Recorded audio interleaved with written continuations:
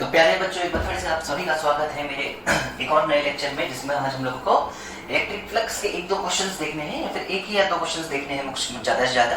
और main focus करना है गॉस लॉ के ऊपर, क्योंकि हमारा गॉस लॉ बहुत इंपॉर्टेंट है इस चैप्टर में और हम उसको यूज करना बहुत अच्छे से आना चाहिए। तो चलो ध्यान से देखो, मैंने लास्ट लेक्चर में आपको फ्लक्स कैलकुलेट करना सिखाया था, 4-5 क्वेश्चन करवाए भी थे और शायद एक दो क्वेश्चन होमवर्क भी दिए थे। तो आज की क्लास की शुरुआत में मैं एक वैसे ही क्वेश्चन से करता हूँ, जिसमें मुझसे कहा जाता है कि एक पॉइंट चार्ज है Q, जिसको मैंने किसी इमेजिनरी स्फेरिकल सरफेस के सेंटर पर रख रखा है। ये सरफेस कैसा है बेटा? इमेजिनरी, एक स्फेरिकल सरफेस है जो कि क्लोज है, पूरी तरीके से स्फीयर क्लोज ही होता है, हम जानते हैं। उसके सेंटर पर रखा हुआ है पॉइंट चार्ज Q। हमसे कहता है कि बताओ इस पॉइंट चार्ज की वजह से, इस पॉइंट चार्ज की वजह से कितना फ्लक्स गुजर रहा है, कितना फ्लक्स लिंक करता है इस स्फेरिकल सरफेस के साथ। Find flux linked with given spherical surface. देखो बहुत ही आसान है बच्चों। सबसे पहले तो ये बताओ कि आपको पॉइंट चार्ज की वजह से, अगर ये पॉजिटिव पॉइंट चार्ज है, क्या आप इसकी इलेक्ट्रिक फील्ड लाइंस बनाना जानते हो? हाँ सर जानते हैं। कैसे बनाते हैं बच्चों, जरा बताओ। सर इस पॉइंट चार्ज से इलेक्ट्रिक फील्ड ऐसी तो निकलेगी, यूं, ऐसे, इधर ऐसे तो इधर ऐसे, इधर ऐसे तो इधर ऐसे, और कुछ इस तरीके से। क्या यही है इलेक्ट्रिक फील्ड लाइंस जो कि किसी पॉइंट चार्ज की वजह से निकल रही होती हैं? हाँ सर यही है वो इलेक्ट्रिक फील्ड लाइंस जो कि किसी पॉइंट चार्ज की वजह से निकल रही होती हैं। अब अगर ये पॉइंट चार्ज बच्चों वाकई में स्फेरिकल सरफेस के बिल्कुल सेंटर पे है, तो हर बार सर इस स्फेरिकल सरफेस का एरिया वेक्टर कैसे बनाते हैं? क्या तुमको मैंने सिखाया है कि जब भी हम किसी क्लोज्ड फिगर की, यानी कि 3 डायमेंशनल क्लोज्ड फिगर की हम लोग बात करते हैं, क्लोज फिगर की हम बात करते हैं, तो area vector will always be normal to the surface and will be pointing outwards. तो अगर मैं हर जगह जहां मैंने फील्ड बना के दिखाई है, अगर मैं हर जगह एरिया वेक्टर भी बनाता, तो क्या यहाँ पे एरिया वेक्टर ऐसा होता? क्या यहाँ पे एरिया वेक्टर ऐसा होता? यहाँ पे एरिया वेक्टर ऐसा होता? यहाँ का एरिया वेक्टर ऐसा होता? इधर का ऐसा होता? कुछ यूं ही तो बन रही होती बेटा एरिया वेक्टर्स, देखो ध्यान से। हाँ सर यूं ही बन रहे होते, कोई बहुत बड़ी रॉकेट साइंस नहीं है। अगर एरिया वेक्टर हमेशा नॉर्मल होने वाला है और इलेक्ट्रिक फील्ड भी सरफेस से नॉर्मल ही निकलती है, हम जान रहे हैं, तो जरा बताओ कोई भी एक फिगर देख लो, कोई भी एक पर्टिकुलर सेक्शन देख लो और बताओ कि ई वेक्टर और ए वेक्टर के बीच एंगल कितना है। सर पर आप एंगल की बात क्यों कर रहे हो? क्योंकि कल ही तो बताया था भाई एंगल मैटर करता है। पर ध्यान से देखोगे तो ई वेक्टर और ए वेक्टर हर समय एक दूसरे के क्या है बच्चों? पैरेलल है। तो इसका मतलब ये है कि सबसे पहली बात थीटा यानी कि angle between E vector and A vector निकल के आ चुका है कितना बच्चों? 0 डिग्री। थीटा कैलकुलेट कर ही लिया है, हमको जस्ट 2 काम और करना होता है, फ्लक्स कैलकुलेट करना है। तो मैं क्या करता हूं, मैं हर एक छोटा मैं मान लेता हूं यहाँ पे मैं एक छोटा सा क्रॉस सेक्शन देखता हूं जिसका एरिया डीए के बराबर हो। कितना हो बच्चों? डीए। ऐसे ये भी क्या हो? डीए। ये भी एरिया कितना हो? डीए। ये भी एरिया कितना होता है? डीए। तो हर एक डीए इस छोटे से एरिया से जो छोटा सा फ्लक्स d5 पास करेगा, जो छोटा सा फ्लक्स d5 पास करेगा वो कितना होगा? देखो ध्यान से, ई डीए cos थीटा के यही होने वाला है। हाँ सर यही होने वाला है। पर क्या अगर रेडियस r के बराबर है इस स्फेरिकल सरफेस का, तो पॉइंट चार्ज से r डिस्टेंस पे जो इलेक्ट्रिक फील्ड होती है, क्या मैं उसको kq/r² लिख सकता हूँ बच्चों? हाँ सर लिख सकते हो आप। इंटू डीए लिख सकता हूँ, हाँ सर। इंटू cos 0 लिख सकता हूँ, हाँ सर। क्या cos 0 1 होता है? हाँ। तो मैं नहीं लिख रहा हूँ क्योंकि 1 से मल्टीप्लाई करके दिखाना जरूरी नहीं होता है। तो ये तो हो गया बेटा मेरा d5। अगर मुझे टोटल फ्लक्स पता करना है, अगर मुझे क्या पता करना है बच्चों? टोटल फ्लक्स, तो क्या मुझे इंटीग्रेट करना होगा d5 को? हाँ सर बिल्कुल इंटीग्रेट करना पड़ेगा d5 को। क्या वो हो जाएगा kq/r² इंटीग्रेशन ऑफ dA? हाँ सर इंटीग्रेशन ऑफ dA। और जरा बताओ हर dA छोटे एरिया को, इंटीग्रेशन मतलब एडिशन तो होता है ना बच्चों, इस dA में ये ऐसे सारे dA अगर मैं जोड़ूं तो बन तो पूरा का पूरा स्फीयर ही जाएगा ना भाई। और स्फीयर का एरिया कितना होता है? स्फीयर का एरिया होता है बच्चों 4πr² के बराबर। तो देखो ये कितना निकल के आएगा? kq/r² into 4πr²। ये है वो फ्लक्स जो कि स्फेरिकल सरफेस से लिंक कर रहा है। सर इसको थोड़ा और अच्छे से लिखो। लो लिख दूंगा ना भाई। क्या मैं k को 1/4πε0 लिख सकता हूं? हाँ सर। r² एक नीचे है, 4 पाई आर स्क्वायर ऊपर है और एक क्यू ऊपर है। अभी तक कोई दिक्कत नहीं। देखो 4 पाई से 4 पाई, आर स्क्वायर से आर स्क्वायर कैंसिल हो रहा है सर। तो बचा क्या, क्यू बाई एप्सिलॉन नॉट। ये वो फ्लक्स है, ये वो फ्लक्स है जो कि लिंक कर रहा है इस गिवन स्फेरिकल सरफेस से, जो कि लिंक कर रहा है इस गिवन स्फेरिकल सरफेस से। तो फ्लक्स इज क्यू। अच्छा, क्या मैं क्यू को ऐसे लिख लूं, क्यू इन ऐसे लिख लेता हूं, अभी समझाऊंगा ऐसा क्यों। क्यू इन का मतलब है वो चार्ज जो कि सरफेस के अंदर है। तो q in is charge inside that imaginary surface. तो q in by epsilon naught ये हुआ है फ्लक्स की वैल्यू, है ना। अब मेरी बात सुनो, आपने क्यों कराया सर ये क्वेश्चन, मकसद था कुछ सिखाना था, समझो बहुत ध्यान से समझो।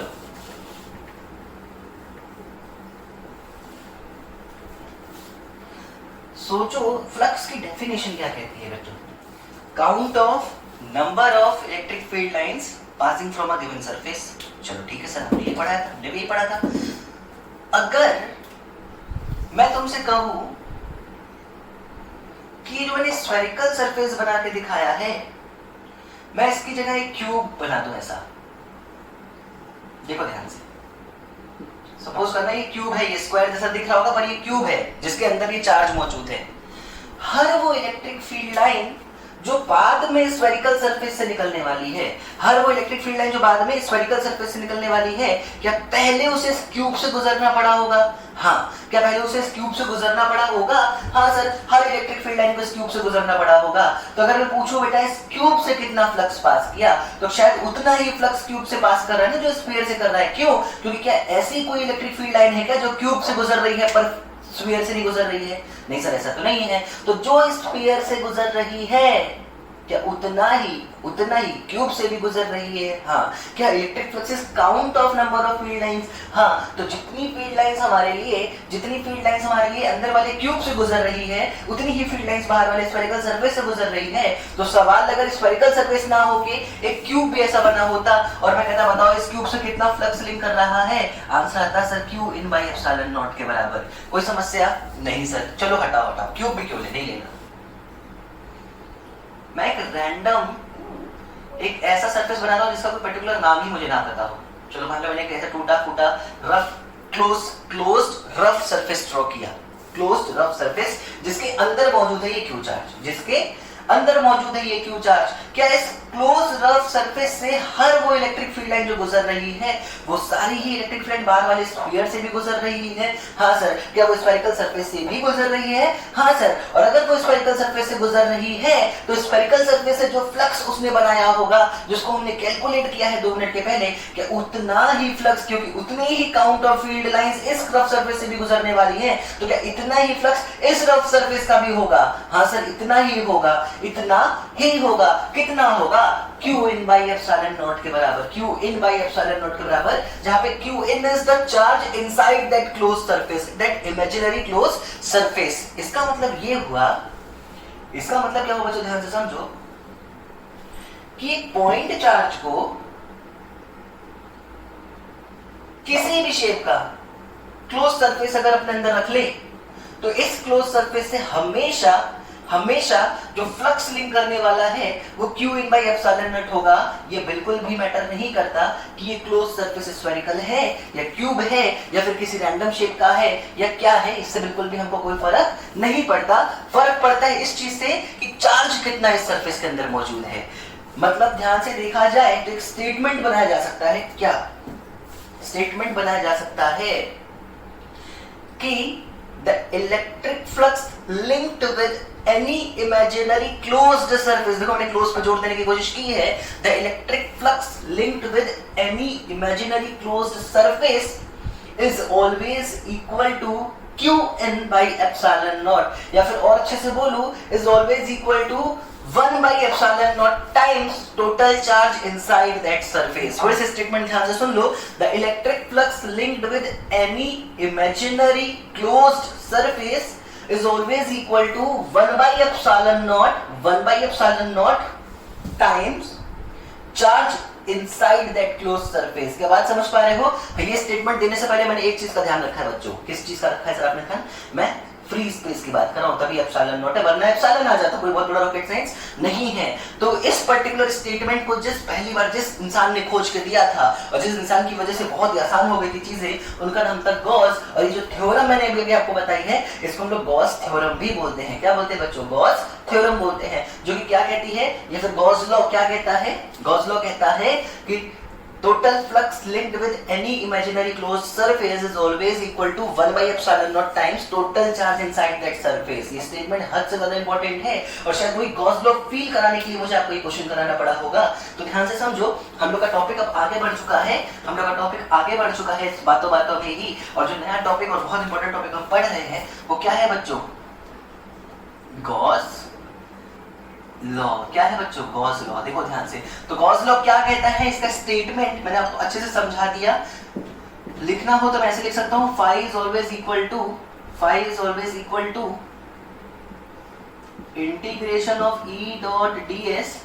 याद है ना, कल ये वाला फॉर्मूला मैंने आपको लिखाया था, E vector dot ds vector, और आज के फॉर्मूले के according is equal to Q inside the surface by epsilon naught। ये जो पूरा स्टेटमेंट मैंने अभी बोर्ड पर लिखा है बच्चों, बहुत ज्यादा इंपॉर्टेंट है, क्योंकि आने वाला पूरा चैप्टर बस इन दोनों के ऊपर डिपेंड करने वाला है। मैं इन दोनों को बार बार कंपेयर करूंगा और अलग अलग कॉन्फ़िगरेशन की वजह से फील्ड निकालता जाऊंगा। हर वो फील्ड जो मैंने पिछले चैप्टर में आपको निकलवा के दिखाई थी एक लंबे डेरिवेशन से, मैं गॉस लॉ की मदद से मात्र 3 या 4 लाइन में करना आपको सिखाया करूंगा। तो Gauss law states that, Gauss law एक बार फिर बोल रहा हूं, ध्यान से सुन लो बच्चा। Gauss law states that the total flux linked with any closed surface, any imaginary closed surface is always equal to Q in by epsilon naught। ठीक है, Q in by epsilon naught। एक एग्जांपल लेते हैं, देखो sir, मान लीजिए imaginary close surface है, 3 dimensional है, गलती मत करना, 2D नहीं है ये। इसके अंदर एक चार्ज है Q1, एक चार्ज है -Q2, एक चार्ज ऐसे बाहर रखा हुआ है Q3। अगर मैं तुमसे बोलूं बेटा कि बताओ इस सरफेस से कितना फ्लक्स पास कर रहा है, इस सरफेस से कितना फ्लक्स पास कर रहा है, तो डायरेक्ट आंसर होगा बच्चों, डायरेक्ट आंसर होगा flux will be equal to total charge inside. हमको पता है चार्ज एडिटिव होता है, तो Q1 और -Q2 का टोटल सम Q1 -Q2 हो जाएगा अपॉन, डायरेक्ट आंसर है भाई, डायरेक्ट आंसर है। इसमें कोई बहुत बड़ा रॉकेट साइंस नहीं सर, इसमें तो कोई रॉकेट साइंस है ही नहीं। अब मेरी बात सुनो, स्टेटमेंट गलत कभी मत समझना। फ्लक्स तो ये है, अगर मैं पूछूं इस क्लोज सरफेस के अंदर इलेक्ट्रिक फील्ड किन किन चार्ज की वजह से होगी, पहली बात है कि इसमें फ्लक्स किस किस चार्ज की वजह से है। फ्लक्स सिर्फ उन चार्ज की वजह से है जो सरफेस के अंदर मौजूद है, फ्लक्स सिर्फ उन चार्जेस की वजह से है जो सिर्फ अंदर मौजूद है। पर स्टेटमेंट दिमाग में सही से बैठाना, फील्ड हर चार्ज की वजह से होती है, चाहे वो अंदर के हो चाहे वो बाहर के हो। कुछ देर में और कैलकुलेशंस भी करेंगे तो शायद ये पॉइंट और क्लियर भी होगा आपको, पर अभी से बात याद रखना, electric flux is always because of charge inside that surface, while electric field जो तुम इस फॉर्मूले में कैलकुलेट करोगे, एक्चुअली तुम फॉर्मूला ये वाला यूज करके ये फील्ड जब निकाल रहे होगे तो वो फील्ड किन किन चार्जेस की वजह से होगी सर, हर उस चार्ज की वजह से जो अंदर है, साथ साथ जो बाहर है उनकी वजह से भी आएगा वो आंसर, याद रखना। तो फील्ड हर चार्ज की वजह से निकलती है, फ्लक्स सिर्फ अंदर वाले चार्ज की वजह से निकाला जाता है। क्या बात समझ रहे हो? हाँ सर, हम आपकी बात को समझ पा रहे हैं। सर आखिर Q3 की वजह से फ्लक्स क्यों नहीं बन रहा होगा? देखो ध्यान से, इसकी इलेक्ट्रिक फील्ड लाइंस बनाओ, क्या तुम ऐसे बनाते? हाँ सर, ऐसे तो बन रही होती कुछ। जो फील्ड लाइन इस क्लोज सरफेस में घुसी, क्या वो फील्ड लाइन इस क्लोज सरफेस को छोड़ी नहीं है? क्या छोड़ी ना है? तो जितना फ्लक्स आया क्या उतना ही फ्लक्स गया? हाँ सर, जितना फ्लक्स आया उतना ही फ्लक्स गया, और जितना फ्लक्स आया उतना ही फ्लक्स गया, तो बचा क्या अंदर? कुछ नहीं। इसलिए बाहर वाले चार्जेस का हमारे लिए कोई इंपॉर्टेंट रोल नहीं रह जाता है। एक और पॉइंट अपनी कॉपी में लिख लो बच्चों, एक और पॉइंट अपनी कॉपी में लिख लो कि वो इमेजिनरी क्लोज सरफेस जिसकी मदद से हम फ्लक्स फाइंड कर रहे हैं या फिर जिसकी मदद से हम फील्ड फाइंड कर रहे हैं, ऐसे इमेजिनरी क्लोज सरफेस को हम लोग गॉसियन सरफेस मानते हैं। क्या मानते हैं बच्चों? गॉसियन सरफेस मानते हैं। कभी ये स्फेरिकल हो सकती है और चाहो तो किसी भी शेप की हो सकती है, वो हमारे क्वेश्चन के ऊपर डिपेंड करता होगा। इसमें कोई समस्या है? नहीं सर, इसमें कोई समस्या नहीं है। तो शाबाश बच्चों, जो सिंपल सा गॉस लॉ था जो हमको समझना था वो हमने अच्छे से समझ लिया है। पर अभी हम बहुत सारे क्वेश्चंस प्रैक्टिस करेंगे गॉस लॉ की, और आज की क्लास सिंपल सी प्रैक्टिस में ही रहने वाली है। कल से एप्लीकेशन ऑफ गॉस लॉ पे आएंगे हम लोग। तो प्रैक्टिस करना शुरू करते हैं बच्चों, ध्यान से देखो। देखो चलो सबसे पहले एक बहुत ही आसान सा सवाल,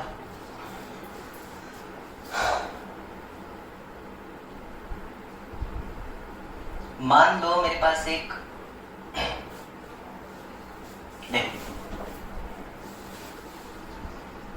सीखना बच्चों, गलती नहीं करना, बहुत आसान से कुछ क्वेश्चंस करा रहा हूं, देखो ध्यान से। मान लो मेरे पास एक हॉलो हेमिस्फीयर है, ठीक है, याद रखना, लेकिन ये क्लोज्ड है। कैसा है बच्चों? क्लोज। देखो क्लोज कर दिया ना मैंने अच्छे से, बस तुम लोग क्वेश्चन में डार्क कर देना, वरना कोई जिंदगी में डार्क नहीं किया आज तक मैंने। देखो ध्यान से, इस हॉलो हेमिस्फीयर को आर रेडियस दे लेते हैं, मान लो इसका रेडियस आर के बराबर है, और याद रखना ये क्या है? हॉलो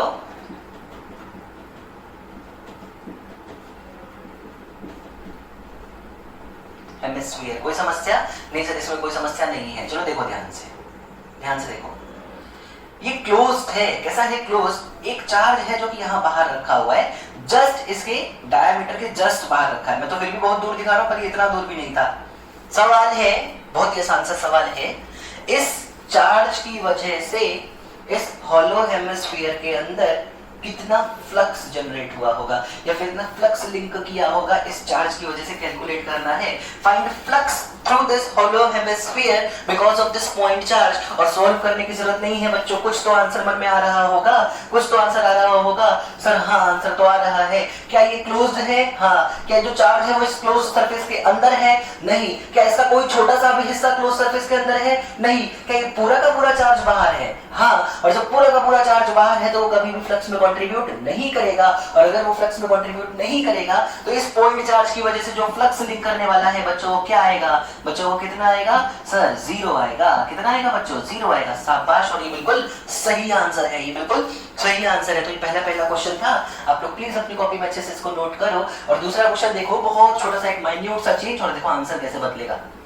वही सवाल है, हॉलो हेमिस्फीयर ही है, पर इस बार ये क्लोज नहीं है।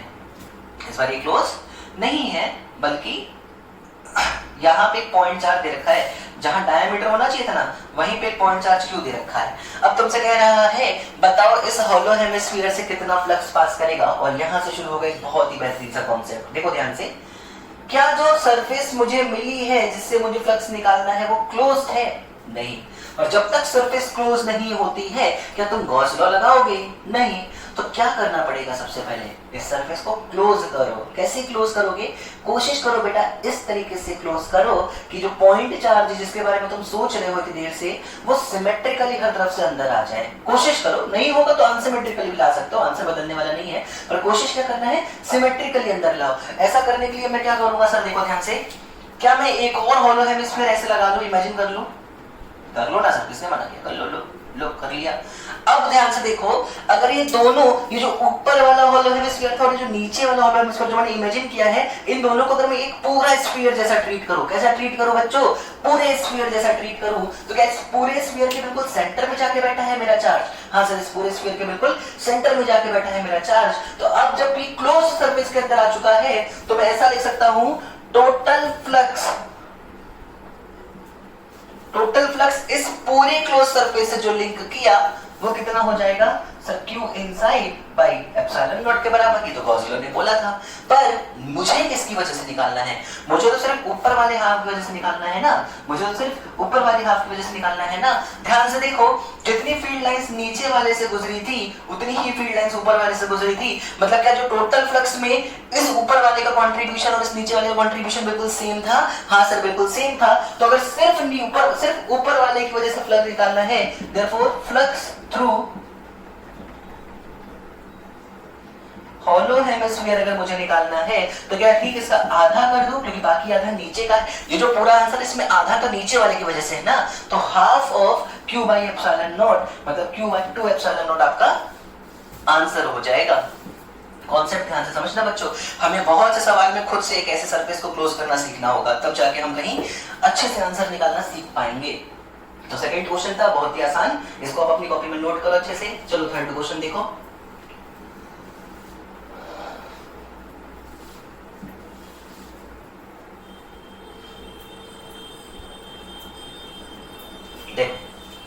थर्ड क्वेश्चन में मैं क्या करता हूं, मान लेता हूं मेरे पास एक स्क्वायर प्लेट है,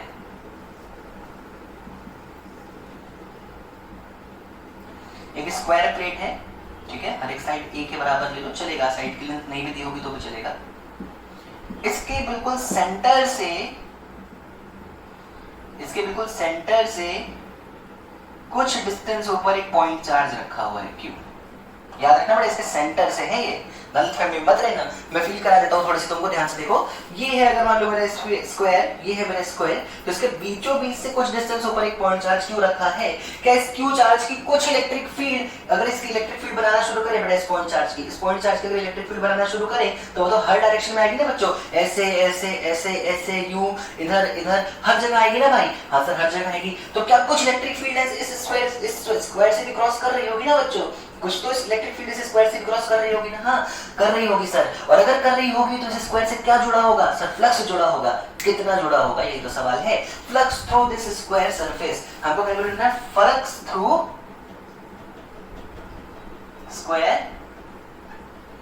सरफेस। कैसे करोगे सर, जरा सोच के बताओ। सबसे पहले सर हमें कुछ करना होगा, कुछ ऐसा करना होगा कि ये मेरा चार्ज क्लोज हो जाए। क्या उसके लिए, जैसे ये एक स्क्वायर था, देखो ध्यान से, जैसे ये एक स्क्वायर सरफेस था और चार्ज यहाँ था, क्या मैं एक स्क्वायर ऐसे उठा के, एक स्क्वायर ऐसे उठा के, एक स्क्वायर ऐसे उठा दूं तो क्या ये चारों के लिए बिल्कुल बीचों बीच हो गया? हाँ। क्या मैं आगे से भी एक स्क्वायर लगा के, पीछे से भी एक स्क्वायर लगा दूं तो ये इन 6 के बीच में अभी आ चुका होगा। हाँ, इससे निकलने वाली फील्ड क्या 6 के 6 से गुजर रही होगी? हाँ, अगर 6 के 6 से गुजर रही होगी तो देखो सबसे पहले मैंने सरफेस को क्लोज करना चाहा है, और क्लोज करने के लिए मुझे क्या बनाना पड़ा है? बड़े ध्यान से देखो, मुझे कुछ ऐसा करना पड़ा, कुछ ऐसा करना पड़ा है, यानी कि मुझे एक क्यूब की हेल्प लेनी पड़ी है। और क्यूब में कितने फेस होते हैं बच्चों? सर 6 फेस होते हैं। क्या जब 6 के 6 फेस के बीचों बीच ला दिया है मैंने अपने चार्ज को, तो 6 के 6 फेस एक क्लोज सरफेस बना रहे हैं जिसको मैं गॉसियन सरफेस मान सकता हूं। और उन 6 के 6 phi through all faces, phi through all face अगर मुझे कैलकुलेट करना हो तो सिंपल सा गॉस लॉ आ जाएगा, क्यू बाई एप्सिलॉन नॉट के बराबर। पर क्या सवाल में टोटल फ्लक्स पूछा है? नहीं, पूछा है एक सरफेस से कितना पास कर रहा है। अब यहां से कॉन्सेप्ट सीखो, महसूस करो कि एक क्यूब के बिल्कुल बीचों बीच एक चार्ज है, तो क्या हर एक फेस से बराबर फील्ड लाइंस बाहर निकल रही होंगी? हाँ सर। मतलब क्या हर एक का कंट्रीब्यूशन बिल्कुल सेम होने वाला है? हाँ सर। अगर हर एक का कंट्रीब्यूशन बिल्कुल सेम होने वाला है तो टोटल कंट्रीब्यूशन अगर 5/x³ है तो फ्लक्स थ्रू ईच सरफेस कितना हो जाएगा भाई? फ्लक्स थ्रू ईच सरफेस कितना हो जाएगा सर? इसका 1/6 कंट्रीब्यूशन होगा हर एक का, तो आंसर हो जाएगा Q/6ε0। और ये हमारे सवाल का सिंपल सा आंसर हो गया। ये हमारे सवाल का सिंपल सा आंसर हो गया। तो बहुत ही आसान सा सवाल था सर, बहुत ही ज्यादा अच्छा सवाल था ये। चलो अगला सवाल देखो, अगला सवाल देखो, यहीं पर सीखना है बहुत ही अच्छा कॉन्सेप्ट, फिर से एक नया कॉन्सेप्ट सीखेंगे। देखो अब की बार मोदी सरकार नहीं, अब की बार देखो ध्यान से, क्या अब की बार सवाल कुछ ऐसा है कि मेरे पास एक ये क्यूब है, अब पूरा फील पे है कॉन्सेप्ट बच्चे, तुम जितना फील कर लो उतनी तेज पकड़ लोगे चीजों को। ये क्यूब है और मेरे पास एक पॉइंट चार्ज है जो कि यहाँ पे ऐसे रखा हुआ है। मैं बड़ा बना के दिखा रहा हूँ, फील आना चाहिए पूरा। ये रखा है, मतलब किसी एक पर्टिकुलर साइड के ऊपर रखा हुआ है। तो क्या ये पूरी तरीके से इस क्यूब के अंदर माना जा सकता है? नहीं सर। क्या इसका कुछ हिस्सा ही इस क्यूब के अंदर होगा? हाँ सर। जो हिस्सा क्यूब के बाहर है बच्चों, सुनना ध्यान से, जो हिस्सा क्यूब के बाहर है क्या वो फ्लक्स बना सकता है? क्या वो इस क्यूब से फ्लक्स जोड़ेगा? नहीं सर, ऐसा तो लॉ कहा ही नहीं है। तो क्या फ्लक्स सिर्फ उस हिस्से की वजह से होगा जो कि क्यूब के अंदर है? हाँ सर। तो सवाल क्या था, पहले ध्यान से समझो। सवाल था तुम्हें बताना है total flux through this cube. अगर आप बहुत शार्प माइंडेड हो, नहीं भी हो, तो अगर आपने सॉलिड स्टेट बहुत अच्छे से केमिस्ट्री का पढ़ा हुआ है तो आपको सर ने सिखाया होगा कि आखिर ऐसे एज पे जब हम लोग कोई भी एक मान लो मॉलिक्यूल को कंसीडर करते हैं तो उसका कंट्रीब्यूशन इस पर्टिकुलर क्यूब से कितना होता है। तो अगर आपको आंसर याद हो तो सिर्फ 1/4 ही पार्ट होता है जो इसके अंदर होता है। नहीं सर मुझे तो नहीं याद है, मुझे आप सिखाओ, एक परफेक्ट से सिखाओ। ले क्या मैं यहाँ पे एक इमेजिनरी क्यूब और बना लूं? देखना ध्यान से, एक क्यूब मैंने ऐसे बना लिया। इन दोनों क्यूब के लिए क्या कहानी है, ध्यान से समझो। ऐसे समझो कि ये एक क्यूब है, यहाँ पे ये चार्ज था, ये एक क्यूब है, तो अब क्या ऐसे ही 2 और पीछे भी क्यूब लगा दूं तो ये 1 2 3 4 क्यूब के लिए बिल्कुल बीचों बीच आके फंस जाएगा। हाँ, तो क्या 4 क्यूब की मदद से ये चार्ज पूरी तरीके से क्लोज हो जाएगा। हाँ, अगर 4 क्यूब लगते हैं ऐसे पूरी तरीके से क्लोज करने में, तो हर क्यूब में इसका कितना हिस्सा है बच्चों? सर 1/4 हिस्सा ही तो है, 1/4 हिस्सा ही तो है। हालांकि मैं वो नहीं कर रहा हूँ, मैं कहता हूँ चलो 4 क्यूब लगा लो। ऐसे 4 क्यूब बना दिए मैंने, 2 पीछे और 2 आगे। तो इन चारों क्यूब के लिए क्या ये बिल्कुल बीचों बीच आ चुका है? हाँ, तो चारों क्यूब से जो फ्लक्स बना, फ्लक्स थ्रू ऑल क्यूब्स, कितना हुआ बच्चों?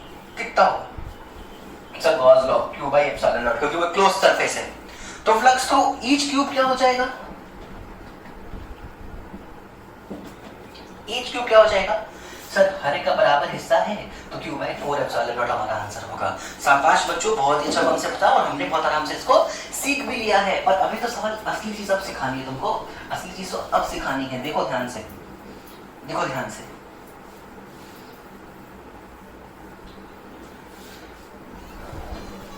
एक अच्छा सा क्यूब बनाएंगे ताकि पूरा फील आ सके।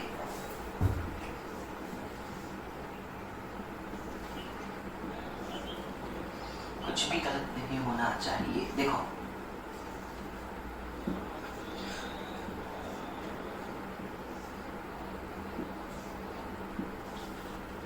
चार्ज मेरा यहां रखा था, भूलना नहीं।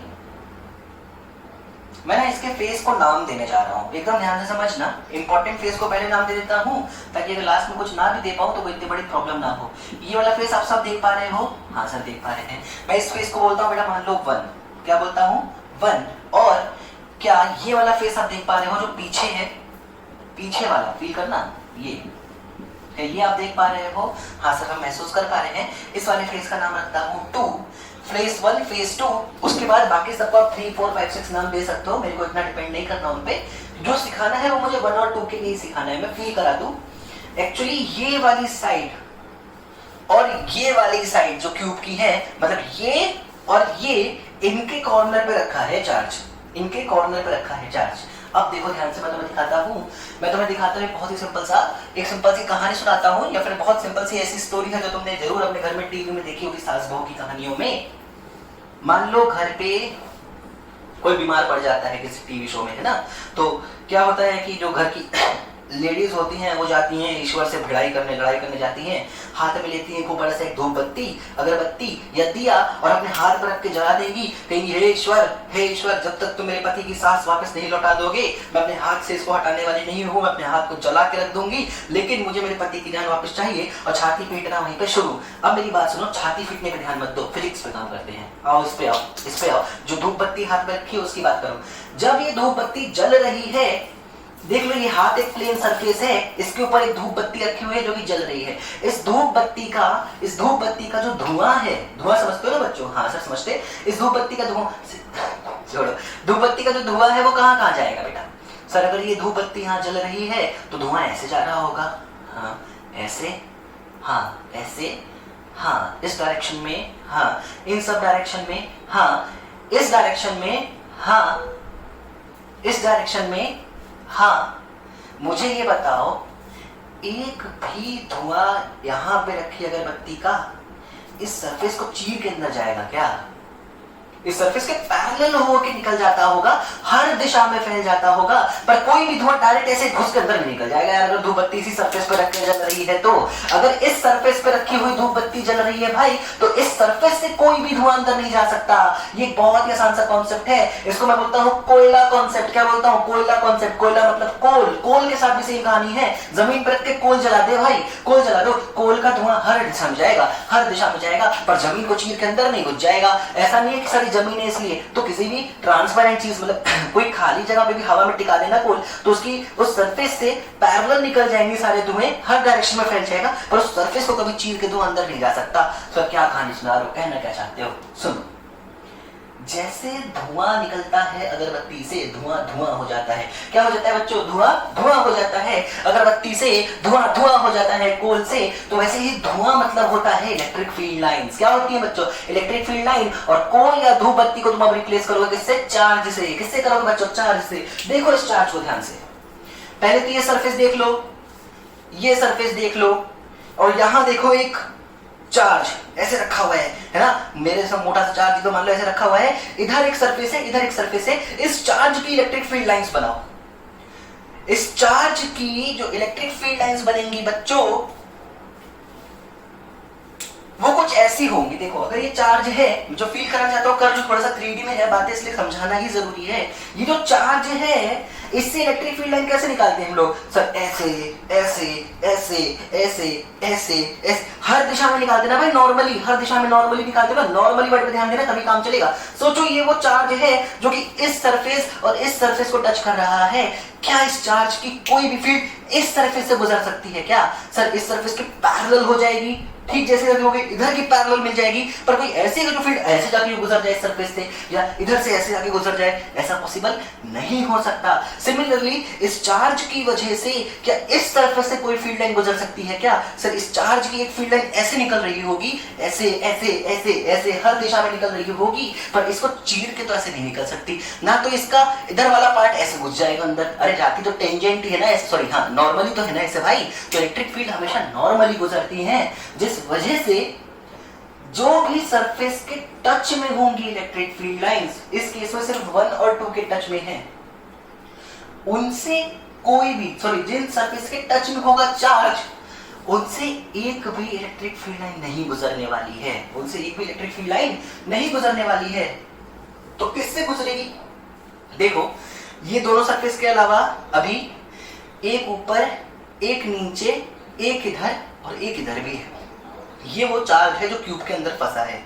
इसकी फील्ड ऐसे ऊपर जा सकती है, नीचे जा सकती है, इधर जा सकती है, इधर जा सकती है। तो इन चारों को बाकी को तो क्रॉस कर रही होगी, पर जिन दोनों सरफेस पे ये चार्ज टच कर रहा है उनको कोई इलेक्ट्रिक फील्ड क्रॉस करने वाली नहीं है। और अगर कोई उनको इलेक्ट्रिक फील्ड क्रॉस करने वाली नहीं है तो सवाल आगे बढ़ाता हूं। पहले मेरा सवाल था पूरे क्यूब से कितना फ्लक्स था? आंसर याद रखना भाई, ठीक है।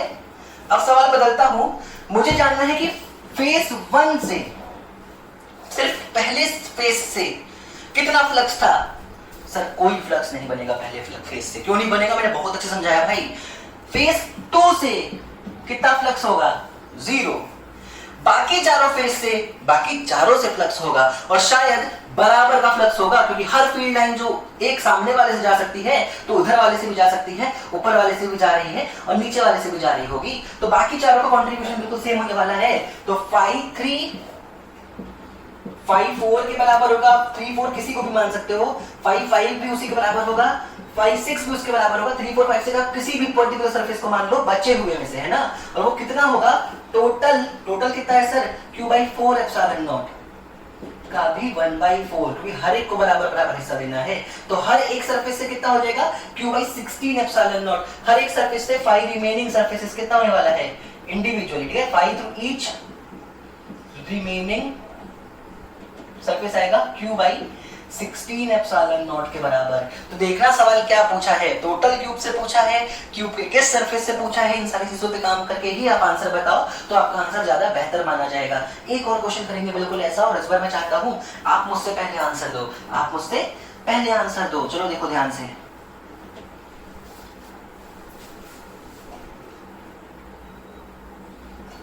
देखो ध्यान से।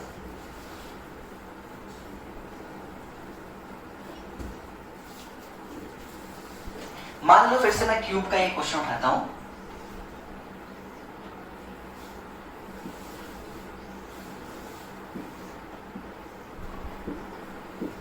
देखो इस बार क्यूब के इस कॉर्नर पे रखा है मेरा पॉइंट चार्ज, इस कॉर्नर पे। तुमसे क्या पूछेगा? पहला, इस क्यूब से कितना फ्लक्स लिंक किया, दूसरा इस क्यूब के हर सरफेस से कितना फ्लक्स लिंक किया। तो जब सबसे पहला सवाल है कि टोटल फ्लक्स बताओ इस क्यूब से कितना लिंक किया, उसके लिए क्या मुझे पहले इस पॉइंट चार्ज को पूरी तरह से बंद करना पड़ेगा। महसूस करना ये पॉइंट चार्ज इस बार एज पे नहीं, एकदम कॉर्नर पे है, ऐसे है ना, मतलब सॉरी एज पे ही है, पर इस बार साइड वाले एज पे नहीं, बल्कि एक पर्टिकुलर कॉर्नर पे जहां पे 3 साइड्स आके मिल रही हैं। ऐसे क्यूब के बगल में एक क्यूब रख दो, इधर एक क्यूब रख दो, इधर एक क्यूब रख दो। क्या ये आधा चार्ज अंदर फंस गया? हाँ।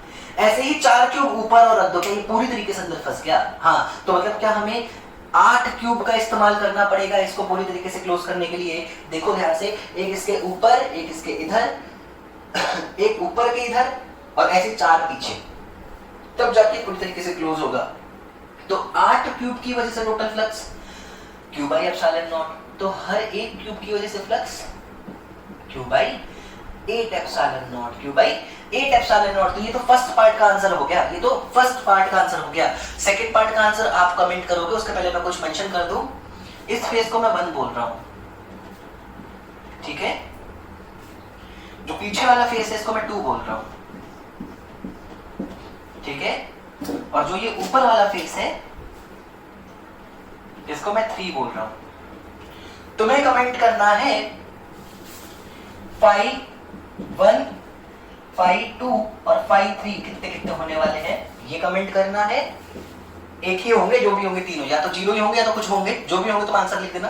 और तुम्हें ही कमेंट करना है फाई 4, फाई 5 और फाई 6 कितने होने वाले हैं। इसका कमेंट करोगे बेटा तो शायद मैं ये समझ पाऊंगा कि तुमने गॉस थ्योरम को यूज करना या फिर कैसे फ्लक्स कैलकुलेट करते हैं किसी भी सरफेस के लिए सीख लिया है। और तब शायद चीजें मेरे लिए बहुत आसान हो जाएंगी, क्योंकि मुझे आपके साथ डील करने में और ज्यादा मजा आएगा अगले लेक्चर में। तो प्लीज आप जरूर से इसके आंसर्स को जरूर बताएं, क्या आ रहा है इसका आंसर, ताकि मुझे भी पता चले कि आप सीख भी पा रहे हो ये कॉन्सेप्ट ऑफ कोयला या फिर नहीं सीख पा रहे हो। तो इतनी चीजें हैं बेटा जो बिल्कुल बेसिक गॉस लॉ में हम लोग की आती हैं। इसके बाद कल मैं आपको रिलेशन पढ़ाऊंगा सॉलिड एंगल प्लेन एंगल के बीच, और उसी के साथ साथ गॉस थ्योरम की एप्लीकेशंस को, यानी कि इलेक्ट्रिक फील्ड निकालना सीखेंगे हम लोग एक पॉइंट चार्ज की वजह से, इनफाइनाइट लीनियर चार्ज की वजह से, इनफाइनाइट प्लेन शीट की वजह से, स्फेरिकल सरफेसेस की वजह से, सॉलिड स्फीयर की वजह से, और चैप्टर ऐसे धीरे धीरे हमारा आगे बढ़ता चला जाएगा। तो इतनी चीजों को बहुत ही ढंग से नोट करें बच्चों, आज के कॉन्सेप्ट को सीखें, अगर हो सके तो कुछ क्वेश्चन इसके सॉल्व करें और हंसते रहें, खुश रहें। अगली क्लास में फिर मुलाकात होगी। चलो, थैंक यू।